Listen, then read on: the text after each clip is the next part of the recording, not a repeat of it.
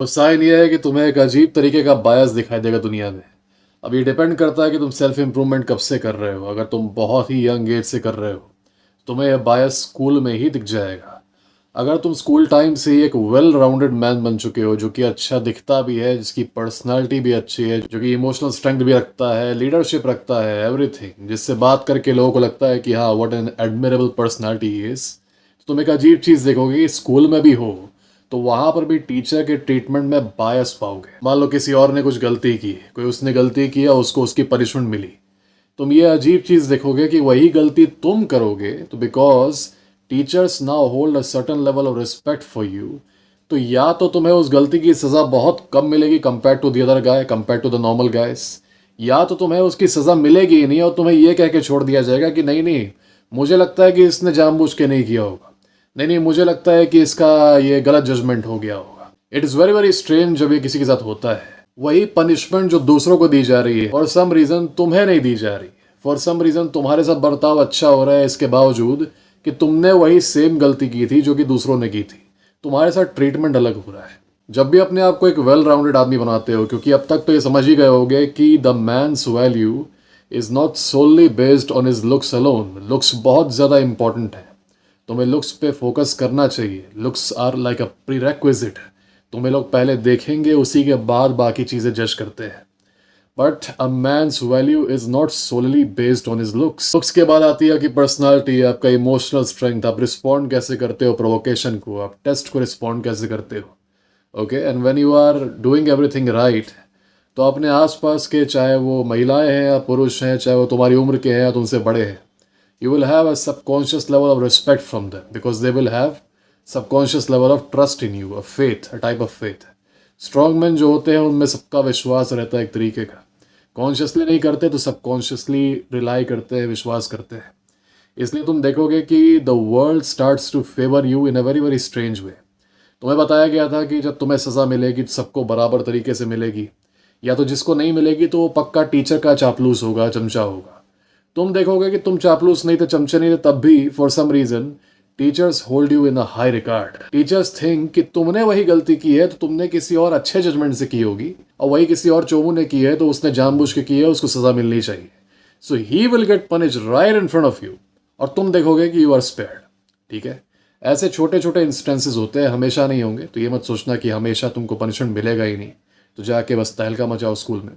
यही सेम चीज़ carry forward करेगी college में भी। कॉलेज में तुम देखोगे कि वही सेम टीचर जो है, वही सेम टीचर दूसरे स्टूडेंट से बदतमीजी से बात कर रहा है, but when you talk to him, he talks to you very very respectfully, very very politely, even though he holds the same level of authority over you. तुम्हारे ऊपर भी उसकी उतनी अथॉरिटी है जितनी की बाकी लड़कों पे है, तब भी out of his own wish he talks to you respectfully. Difference तुम इतने क्लियरली देखोगे, तुम एकदम ऑब्जर्व करोगे कि तुम्हारे से पहले एक लड़का गया, उससे वही टीचर बात कर रहा है तो बहुत रूडली बात कर रहा है, बहुत बेइज्जती करके बात कर रहा है। उसी के ठीक बाद तुम जा रहे हो तो अचानक से इसका डिमीनर चेंज हो जा रहा है, and he becomes very very polite with you, he becomes very very nice with you. Alright, ये चीज़ तुम नोटिस करोगे। ये उन जगहों पर बात कर रहा हूँ जहाँ पर किसी की तुम्हारे ऊपर अथॉरिटी है, someone is holding authority over you. वैसे ही तुम कॉलेज में जो सीनियर्स वगैरह का डायनामिक चलता है, you will see certain seniors are very rude to the juniors, वो बुली टाइप की अथॉरिटी चलाते हैं उनके ऊपर। पर तुम देखोगे कि when they are talking to you, when they are interacting with you, they respect you on par, alright, एकदम बराबरी वाली रिस्पेक्ट तुमको देते हैं। कई बार they will even forget all this supremacy or inferiority thing, and they will even offer you to be their friend, like on par, equality पे, and they will actually become your friend। ये फिर senior junior का dynamic गायब हो जाता है। At least that's what happened with me। यहाँ पर मैं दोबारा मेंशन करूंगा कि एक आदमी की वैल्यू पूरी की पूरी उसके लुक्स पे ही बेस्ड नहीं होती है, पर लुक्स बहुत ही ज़्यादा इंपॉर्टेंट है। सिर्फ चेहरा ही नहीं, आपका आपका फिजिक भी अच्छा होना चाहिए। अगर आप सिर्फ चेहरे से बहुत अच्छे दिखते हैं, बहुत हैंडसम दिखते हैं, आपका फिजिक काफ़ी स्क्रॉनी है, तो आपको वुमेन अट्रैक्शन तो मिल जाएगा, पर वुमेन आपके साथ ज़्यादा समय सेफ नहीं फील करेगी। प्लस आप हमेशा वल्नरेबल रहोगे कि आपको दूसरे लड़कों की तरफ से थ्रेट आएगा। अब जैसे कि आपकी कोई गर्लफ्रेंड बन गई, उसको और लड़के पसंद करते थे, now they will try to punk you in order to show the woman कि देखो हम ज्यादा अल्फा है उस लड़के से जिसको तुम डेट कर रही हो। That is why you need to have a powerful physical presence, and that is why you need a powerful physique. You need a good physique. Scrawny रहोगे, एकदम एवरेज फिजिक रखोगे तो अच्छी शक्ल भी होगी, it won't really matter much, है ना. Look good but also look like a warrior. वहीं at the same time, needless to say, communication skills, leadership, emotional strength, intellect बहुत तुम्हारा डेवलप होना चाहिए. मान लो तुम टीचर्स वगैरह से बात कर रहे हो, तो तुम्हारा बात करने का तरीका ये दिखाता है कि whether you are well read और whether you are just a savage. कई सारे लड़के दिखने में बहुत अच्छे होते हैं, पर जब उनका मुंह खुलता है तो उनका ऑरा एकदम ख़त्म हो जाता है. मुंह खोलते ही उनका ऑरा ख़त्म हो जाता है. जब तक वो चुप रहते हैं तो उनका एक इंप्रेशन जाता है, अरे बाप रे वाह, such a sophisticated man. As soon as they speak one और टू सेंटेंसेस, इट्स डन. ठीक है, the entire image shatters. A high value man is good looking, but he also is powerful. At the same time, he also elicits respect from those around him. ऐसे में तुम ये भी देखोगे कि जो नॉन बुलीज होते हैं, जो एकदम, देखो एक होता है सही में जो गुंडा होता है, तो वो जा जाके लोगों को बुली नहीं करता है. एक होता है बुली, जो कि होता है जोकर. वो मतलब तुम देखोगे सामने तुम्हारे सबको गाली देगा, चिल्लाएगा, जो कमज़ोर है उनको बुली करेगा, उनको बेइज्जत करेगा. बुलीज जितने भी रहेंगे, जितने भी ओपन बुलीज रहेंगे, वो कभी भी तुमसे बदतमीजी से बात नहीं करेंगे. के सामने एक बुली जो है वो बैठ के किसी वीक लड़के को बुली कर रहा है, उस पर चिल्ला रहा है, उसको गालियां दे रहा है, पर जैसे ही वो तुम्हारी तरफ टर्न हो रहा है, वो अचानक से एकदम रिस्पेक्टफुल हो जा रहा है, तुमसे बहुत अच्छे से बात कर रहा है. यहाँ तक कि तुमको उसके अंदर हल्का हल्का डर भी दिखेगा कि he is being cautious of what to say. वो क्या बोलना चाह रहा है इसके बारे में पहले वो सोच रहा है. ऐसा इसलिए नहीं हुआ कि तुम वहाँ पे जब कॉलेज में घुसे थे तो तुम गोलियां चलाते हुए घुसे थे, है ना, काउबॉय की तरह. ऐसा इसलिए नहीं हुआ. It is because of the work that you have done on your self. तुम्हारे अंदर दिखता है कि तुमने अपने आप को तराशा है, जिसका मतलब ये है कि तुम अपने आप की इज्जत करते हो. जिसका मतलब ये है कि अगर कोई और तुम्हारी इज्जत पे हमला करेगा तो तुम टॉलरेट नहीं करोगे. इससे इम्प्लाई यही होता है. कोई चोमू जो होता है, चोमू को लोग टारगेट इसलिए करते हैं क्योंकि चोमू सबसे पहले फर्स्ट हैंड ये इंप्रेशन देता है कि वो खुद की रिस्पेक्ट नहीं करता है. If you do not defend your own fortress, your fortress is open for everyone man. यहाँ तक कि नॉन जो कहते हो मुंह फट टाइप के लोग होते हैं, जो सैवेजेस होते हैं तुम्हारे फ्रेंड ग्रुप के, कि बस उनको गाली ही देना आता है, गाली गलौज करना आता है, एक दूसरे का मजाक उड़ाना आता है. वो अगर तुम्हारे ग्रुप में भी हैं तो वो सबका मजाक उड़ाएंगे, सबको गालियाँ देंगे, लेकिन तुम्हारे को हमेशा रिस्पेक्टफुली बात करेंगे. They will always talk very very formally with you. या तो वो तुमसे बात ही नहीं करेंगे, वो तुम्हारे ग्रुप में रहेंगे, तुम्हें देखेंगे पर तुमसे बात नहीं करेंगे. They will never treat you the same way they treat the other people. ठीक है, you will never be a target, you will never be a punching bag, जैसे कि बाकी एनपीसीज होते हैं. बाकी एनपीसीज को मज़ा आता है ना आपस में गाली गलौज करना और एक दूसरे की माँ बहन करना. मैंने तो कुछ लोगों को देखा है, कुछ एनपीसीज को, ये एक दूसरे की माँ बहन को सब बोलते रहते हैं और हंसते भी हैं, मज़ा भी लेते हैं उस चीज़ में. पता नहीं क्या मर्दों का ऑनर हो गया है आजकल. ये एक आदमी बोल रहा है, मैंने तुम्हारी माँ के साथ ऐसे किया, तो वो हंस रहा है, बता रहा है कि मैंने तुम्हारी बहन के साथ ऐसे किया. तो ये भी अच्छा डायनामिक है, कक वाला. तो कक लोग जो अपना, तो ये कक्स वाला डायनामिक है. क्या पता आज बात कर रहे हैं, तो ये कक्स वाला डायनामिक है. ये आजकल हालत हो गई है एवरेज लोगों की. पर अगर तुम हो, they won't really try to mess with you as such. It is because of your presence itself. तुमने कहीं किसी को गोली नहीं मारी, तुमने कोई मारपीट नहीं की. Just because you are there, they know कि तुम्हारे साथ ये सारी बातें नहीं करनी है. एक और इम्पॉर्टेंट साइन ये है कि जो बूमर्स हैं वो तुम्हारे सामने बहुत रिस्पेक्टफुली बात करेंगे और तुम्हारे ओपिनियन को बहुत ज़्यादा वेट देंगे. कई बार बूमर्स तुमको अपने बराबर के लेवल की रिस्पेक्ट देंगे कि जैसे तुम भी उन्हीं की उम्र के हो. अक्सर बूमर्स एज सुपीरियरिटी दिखाते हैं. वो कहते हैं कि हम बड़े हैं क्योंकि उम्र में, तो मतलब हम सुपीरियर हैं किसी वे में. तो उसके चलते वो क्या करते हैं कि उनके सामने 24-25 साल का भी लड़का रहेगा तो उसको वो ट्रीट करते हैं लाइक अ स्लेव. लगता है जैसे 5 साल का बच्चा है, तुम तो ये हो, तुम तो वो. अभी कुछ दिन पहले मेरे एक सब्सक्राइबर ने बताया कि कैसे एक बूमर अंकल ने उससे बोला कि जाओ बेटा 2-3 कॉफ़ी ले आओ. ठीक है, and then he also try to humiliate him in some way. पर अगर तुम एक वेल राउंडेड आदमी हो और तुमने अपने ऊपर वर्क किया है तो तुम देखोगे कि या तो बूमर्स तुम्हें एक्नॉलेज ही नहीं करेंगे, तुम्हें देखेंगे भी नहीं, या तो अगर बात करेंगे तो बहुत ही रिस्पेक्ट से बात करेंगे और तुम्हें बहुत वैल्यू देंगे. यहाँ पर ये मत सोचना कि बूमर्स तुम्हारे पे कमेंट मारेंगे कि ये बॉडी क्यों बना रहे हो, इससे क्या फ़ायदा होगा, फैशन क्यों कर रहे हो, इससे क्या फ़ायदा होगा, अच्छे क्यों दिख रहे हो, इससे क्या फ़ायदा होगा. ये सारे कमेंट्स घर के अंदर वाले बूमर्स से आते हैं. और जब ये कमेंट्स घर के बाहर वाले बूमर्स से आए तो समझ जाओ कि तुमने बस बॉडी ही बनाई है, तुमने बस शक्ल ही अच्छी की है अपनी, हरकतें तुम्हारी अब भी बच्चों वाली ही है.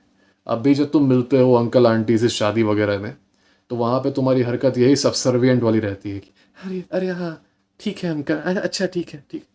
ऐसे वाली तुम्हारी हरकतें रहती है. You can not treat your self like an adult. हो गए 28 साल के और वहाँ पे हरकतें करोगे शर्मा शर्मा के, उनको देख के शर्माओगे, है ना, हाथ आगे कर लोगे अरे डर के मारे, जैसे कि पता नहीं क्या तुमको शर्मिंदगी हो रही है मर्दानगी से अपने. If you're acting like that, trust me, it doesn't matter how you look. It doesn't matter how big you are, people will still walk all over you. So if you're an adult, please act like an adult. And the other adults will, by default, respect you. एक और चीज़ ये होगी कि जब तुम women से interaction करोगे तो तुम एक चीज़ नोटिस करोगे कि चाहे कुछ भी हो जाए, चाहे कितनी बातें हो जाए, they are not arguing with you. लड़कियां तुमसे उतना आर्ग्यूमेंट नहीं करेंगी, ठीक है. तुम कुछ भी बताओगे, they will actually listen to you with actual interest. एक होता है कि तुम बातें करो और वो बैठ के कुछ और ही कर रही है अपने फ़ोन पे, वो तुम्हारा ध्यान ही नहीं दे रही, बस हाँ हाँ बोले जा रही है. Women will actually listen to you with complete interest. और अगर फेस टू फेस बात कर रहे हो तो ये चीज़ देखोगे कि she is actually very very much interested in every single sentence you से. वो पूरा आंखें फाड़ फाड़ के पूरा फोकस से तुम्हारी बात सुन रही है.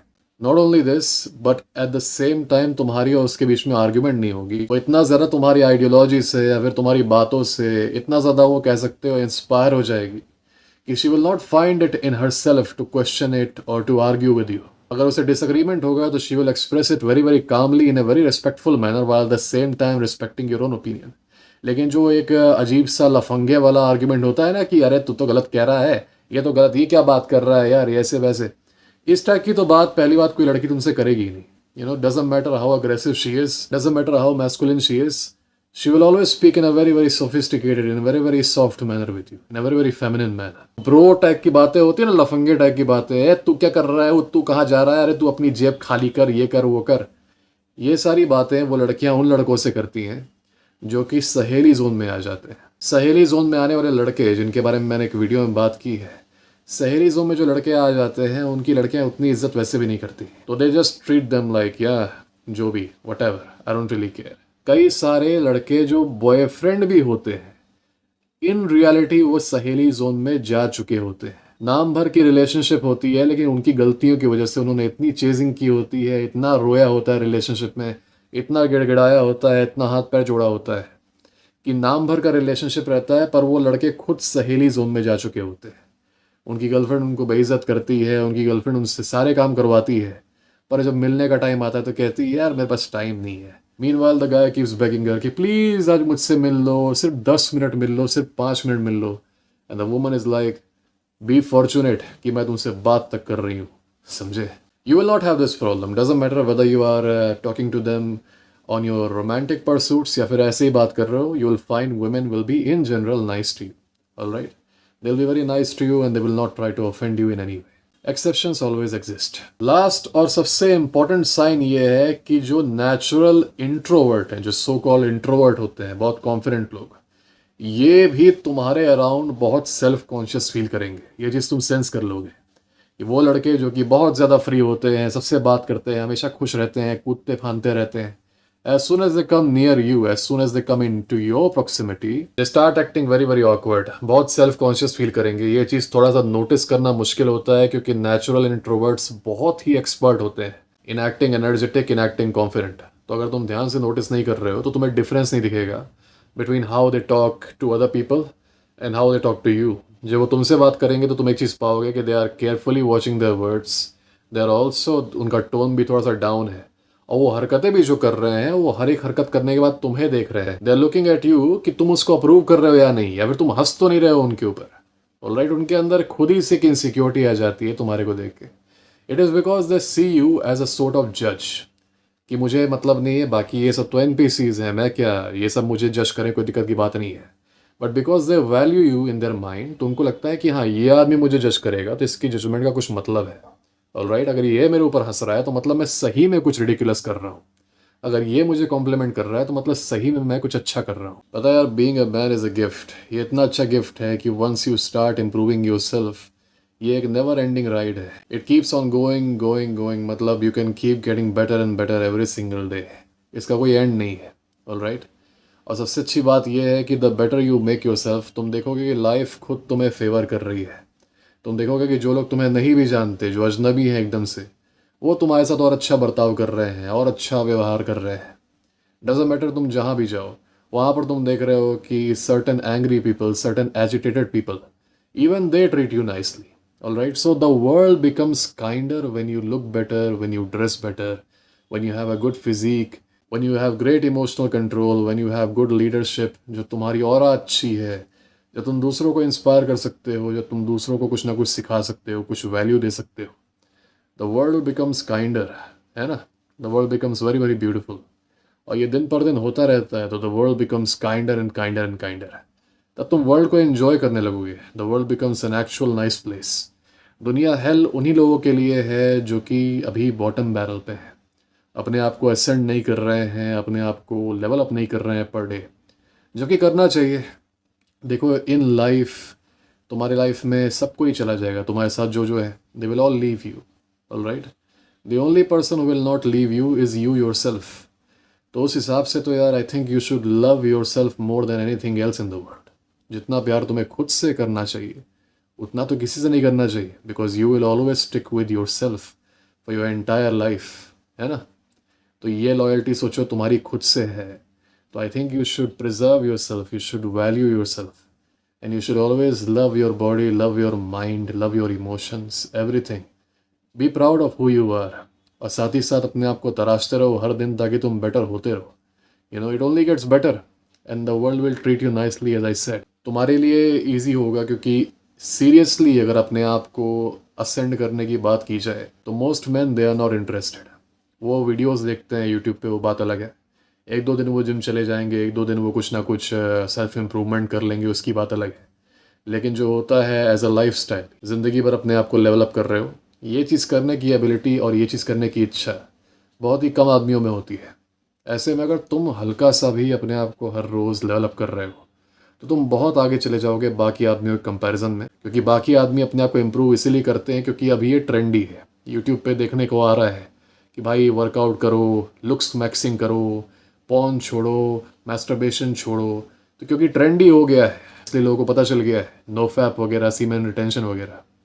जो सही में सीरियस थे इस बारे में, उनको इस ट्रेंड के आने से पहले पता था नो फैप और सीमेन रिटेंशन और बाकी चीज़ों के बारे में, लुक्स मैक्सिंग के बारे में। तो अगर तुम्हें चिंता होती है कि यार ये तो बहुत सारे लोग इस कंपटीशन में है, कंपटीशन टफ हो गया है, ये तो मैं एक रेस में हूँ, you are not in a race brother, don't worry about it. इतनी चिंता मत करो, तुम अकेले हो, you are on a lonely road. और आगे जब जाओगे तो तुमको बहुत ही कम लोग मिलेंगे तुम्हारी तरह के। ये जो क्राउड देख रहे हो ये बस स्टार्टिंग में है, and it is because it is a trend today, as I said. ये ट्रेंड बन गया है, कुछ यूट्यूबर्स आ गए हैं अब सेल्फ इम्प्रूवमेंट वाले, तो उनको देख के और लोग एक्साइटेड हो रहे हैं। ये हाई माइंड बन चुका है।